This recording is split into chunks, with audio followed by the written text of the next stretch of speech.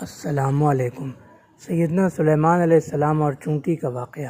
یہ واقعہ سورۃ النمل آیت نمبر 18 تا 19 میں مفصلاً مذکور ہے۔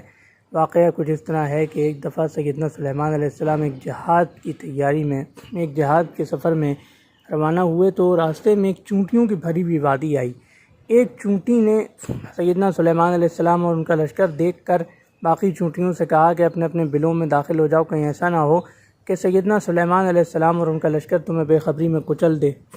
یہ بات حضرت سلیمان علیہ السلام نے سنی اور سمجھ لی تو وہ انہیں ایک ہلکا سا تبسم آ گیا۔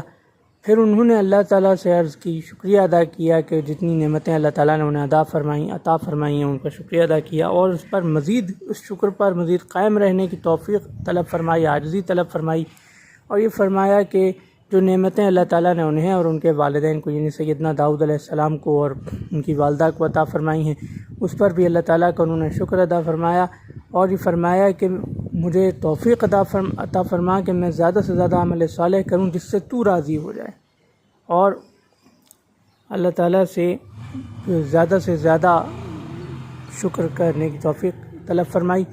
اس واقعے سے ہمیں سبق ملتا ہے کہ اللہ تعالیٰ جتنی زیادہ سے زیادہ آپ کو نعمتیں عطا فرمائے اس سے اتنا زیادہ اس کا شکریہ کرنا چاہیے، اس سے اتنا زیادہ ہی ان کا شکر ادا کرنا چاہیے، ان کا حق ادا کرنا چاہیے، بہتر طریقے سے ان نعمتوں سے فائدہ اٹھانا چاہیے، ان نعمتوں کا بہتر طریقے سے استعمال کرنا چاہیے۔ یہ مختصر واقعہ سورۃ النمل آیت نمبر 18 تا 19 کی روشنی میں آپ کی خدمت میں پیش کیا۔ اللہ حافظ۔